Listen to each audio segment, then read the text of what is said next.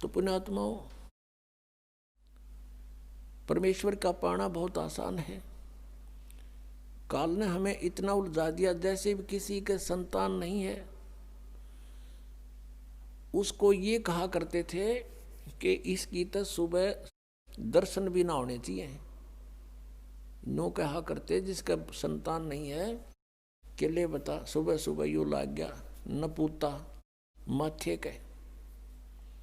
और वो भी महसूस करते थे कि अब ये सोच रहा होगा, ये करते हैं अभी भी ऐसा ही है। ये पुण्यात्माओं,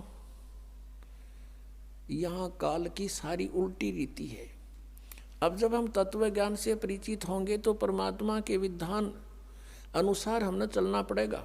लोक लाज की परवाह नहीं करनी होती। कबीर साहब कहते हैं, मात पिता सुख स्त्री आलस बंधु कान और संत मिलन को जब चले ये अटकावे आण। इनका अटकाया अटके नहीं और संत मिलन को जा कह कबीर सो संत है आवागमन नशा। मात पिता जैसे छोटे बच्चे हैं तो माता पिता जिनको ज्ञान नहीं वो बाधा करते हैं, और जिनके बच्चे बड़े हैं माता पिता चाहते हैं सत्संग की तरफ चलें तो वो बच्चे बाधा करते हैं। किसी की पत्नी बाधा करती है, किसी का पति बाधा करता है, कहीं बंधु कान यानी लोक लाज।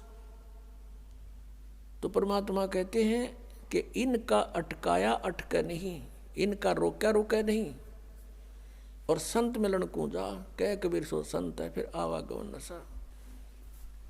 तो पुण्यात्माओं, सत्संग माने से ज्ञान होता है जैसे जिसके संतान नहीं है। परमात्मा के विधान अनुसार वो सबसे उत्तम पुरुष है यदि उसको भक्ति मिल गई है। नाम नहीं मिला तो फिर कोई दिक्कत को नहीं होते संतान है या ना है। ये नहीं है कि जिनके कहना ये नहीं है कि जिनके संतान है वो निकम्मे हैं, नहीं। जैसा दृष्टिकोण समाज का था उसके विपरीत है परमात्मा का विधान। हम यहाँ पर एक दूसरे के साथ संस्कार वश जुड़े हैं, और जब भी जिसका संस्कार पूरा हो जाएगा तुरंत यहाँ से चला जाएगा, चाहे उसका कितना ही जरूरी आवश्यक कार्य शेष हो। आपको खूब पता इस बात का। तो ऐसे किसी के पुत्र युवा मर जाते हैं। एक व्यक्ति ने अपना पुत्र पढ़ाया, खूब शिक्षा ग्रहण कराई उसको, और इंजीनियरिंग की डिग्री कर ली, और उसको पोस्ट भी प्राप्त होगी, नौकरी भी प्राप्त होगी।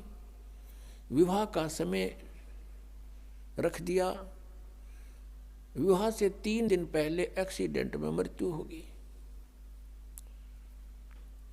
अब इकलौता पुत्र था, अब क्या कहें, अब रो रहे हैं टक्कर मार के बेचारे। तो पुण्यात्माओं, ये सोचना पड़ेगा कि जिसका जितना समय, जिसका संयोग संस्कार जिसके साथ है उतना ही रह सकोगे, उससे ज़्यादा नहीं। उससे ज़्यादा यानी फिर हम ये आगे बताएंगे कि इस परमेश्वर कबीर जी की शरण में आने के बाद और पूरा ही परिवार मालिक के चरणों में लग जा। उसका तो कहना है कि नहीं तो जो लगेगा उसको राहत अवश्य मिलेगी।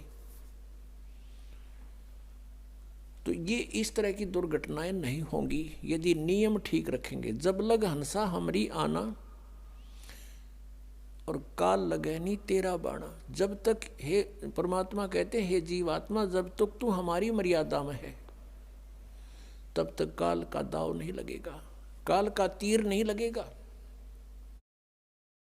परमात्मा की मर्यादा ये नियम है कि 100 वर्ष तक सतगुरु पूजा, एक दिन आन उपासी, वो अपराधी आत्मा फिर पड़े काल की फांसी। परमात्मा बता रहे हैं कि 100 वर्ष ये साधना कर रहे हो, हमने जो बता रखी है, और एक दिन आन उपासी, एक दिन आन उपासना कर ली, अन्य जो पूजाएं कर दी, तो कहते वो अपराधी आत्मा पड़े काल की फांसी। तो ये मर्यादाएं खंड नहीं होनी चाहिए। हमारे नाम को बहुत दृढ़ता से हमने नियमों का पालन करते हुए आगे बढ़ाना है। फिर देखना खेल मालिक के, तो जो निसंतान हैं उनका आगे कोई लेन देन नहीं है, उनका आपस में संस्कार किसी से शेष नहीं है। संत मत के अनुसार वो बहुत उत्तम आत्माएं हैं, यदि उनको ये मार्ग मिल जावत, अन्यथा तो फिर परमात्मा कहते हैं वो तो जो सत्साधना नहीं कर रहे वो तो चाहे संतान है या ना है, दोनों एक जैसे। हाँ, जिनके संतान है वो भी बुरे नहीं, क्योंकि मनुष्य जीवन परमात्मा की भक्ति मिल गई, पूरा परिवार भक्ति करे, बच्चों को भी लावे शरण में। फिर उनके जो संस्कार हैं वो बहुत आसानी से हल्के होकर निमट जाएंगे, और ये अननेसेसरी चोट नहीं लागने दे भगवान। आयु बढ़ा देगा ये परमात्मा, ये समर्थ शक्ति है। और कोई परमात्मा जिनको हम भगवान मानते थे वो हमारी आयु एक्सटेंड नहीं कर सकते।